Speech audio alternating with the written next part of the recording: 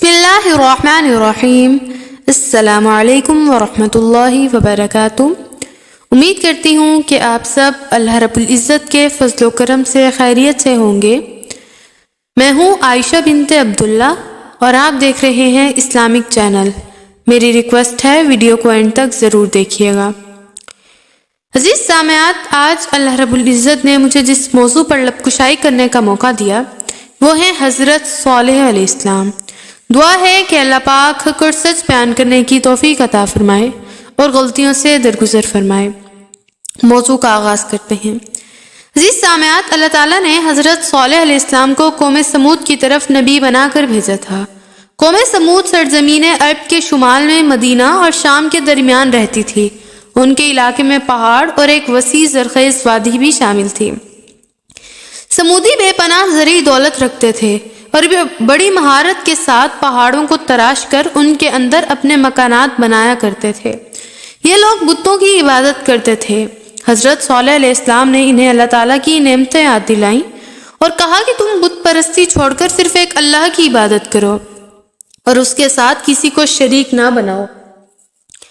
قرآن مجید میں اس کا ذکر یوں کیا گیا ہے، اور ہم نے سمود کی طرف ان کے بھائی حضرت صالح علیہ السلام کو بھیجا۔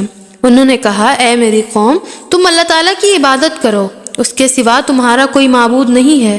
اسی نے تمہیں زمین سے پیدا کیا اور اسی نے تمہیں اس میں آباد کیا، چنانچہ تم اسی سے بخشش مانگو، پھر اسی کی طرف توبہ کرو۔ بے شک میرا رب بہت قریب ہے اور دعائیں قبول کرنے والا ہے۔ قوم سمود سخت مغرور اور گستاخ تھی۔ اس نے حق کی دعوت کو مسترد کر دیا اور حضرت صالح علیہ السلام کو سحرزادہ قرار دے کر ان کے پیغام کا مذاق اڑانا شروع کر دیا۔ پھر انہیں خیال آیا کہ آخر کچھ لوگ ان کے پیغام سے متاثر ہو رہے ہیں، قبل اس کے کہ ان کی تعداد بہت بڑھ جائے ان کا مقابلہ کرنا چاہیے۔ چنانچہ انہوں نے حضرت صالح علیہ السلام سے کہا کہ آپ کوئی معجزہ دکھا کر ثابت کریں کہ آپ اللہ کے رسول ہیں۔ پھر انہوں نے خود ہی تجویز پیش کر دی کہ آپ ان پہاڑی چٹانوں میں سے کوئی اونٹنی نکال کر دکھائیں۔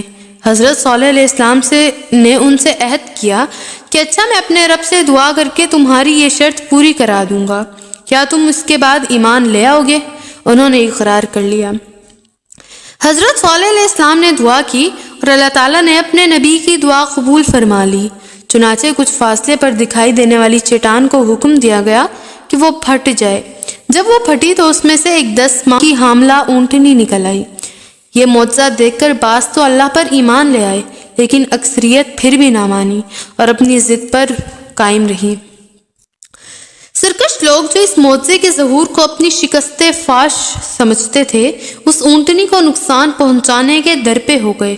انہوں نے منصوبہ بنا لیا کہ کسی دن اسے مار ڈالیں گے، جس پر حضرت صالح علیہ السلام نے ان سے کہا، اور اے میری قوم، یہ اونٹنی تمہارے لیے اللہ کی نشانی ہے، لہٰذا تم اسے چھوڑ دو کہ اللہ کی زمین میں کھاتی پھرے، اور تم اسے برائی سے چھونا بھی نہیں، ورنہ تمہیں جلد آنے والا عذاب پکڑ لے گا۔ کچھ اور لوگ مان گئے اور حضرت صالح علیہ السلام کے پیروکار بن گئے، لیکن مغرور دولت مند مقابلے پر آ گئے۔ اس حکم کی خلاف ورزی کرتے ہوئے انہوں نے نہ صرف اونٹنی کو مار ڈالا بلکہ حضرت صالح علیہ السلام اور ان کے اہل خانہ کو ہلاک کرنے کا بھی منصوبہ بنا لیا۔ حضرت صالح علیہ السلام کی طرف سے انتباہ آنے اور کافروں کے جرم پر 3 دن ہی گزرے تھے کہ آسمان سے بڑے زور کی چنگاڑ نے انہیں آ دبوچا، جس نے ان کی پرغرور تہذیب کو ملیا میٹ کر دیا اور اپنے قلعہ نما مکانوں کے اندر ہی موت کا شکار ہو گئے۔ قرآن مجید کہتا ہے، اور جن لوگوں نے ظلم کیا تھا انہیں زبردست چیخ نے آ پکڑا، پھر وہ اپنے گھروں میں اوندھے پڑے رہ گئے جیسے کبھی ان میں بسے ہی نہیں تھے۔ آگاہ رہو، بے شک قوم سمود نے اپنے رب کا انکار کیا، سن لو پھٹکار ہے سمود پر۔ رسول پاک صلی اللہ علیہ وآلہ وسلم ہجرت کے 9ویں سال جب شام کی جانب سے رومی لشکر کی آمد کے اطلاع پر اپنی فوج لے کر تبوک پہنچے تو آپ صلی اللہ علیہ وآلہ وسلم نے صحابہ کرام رضی اللہ تعالیٰ عنہ کو قوم سمود کی بستی اور ان مکانوں میں داخل ہونے اور وہاں کا پانی پینے سے منع فرما دیا اور فرمایا، میں ڈرتا ہوں کہ تم پر بھی ویسا عذاب ہی نہ آ جائے جیسا ان پر آیا تھا، اس لیے ان کے علاقے میں داخل نہ ہوا کرو۔ دعا ہے کہ اللہ پاک دین اسلام کی سمجھ عطا فرمائے اور اس کے مطابق زندگی گزارنے والا بنا دے۔ ویڈیو اچھی لگی ہو تو دعاؤں میں ضرور یاد رکھیے گا۔ لائک، شیئر اور سبسکرائب کرنا مت بھولیے گا اور بیل آئیکن کو ضرور پریس کر دیجیے گا۔ السلام علیکم ورحمۃ اللہ وبرکاتہ۔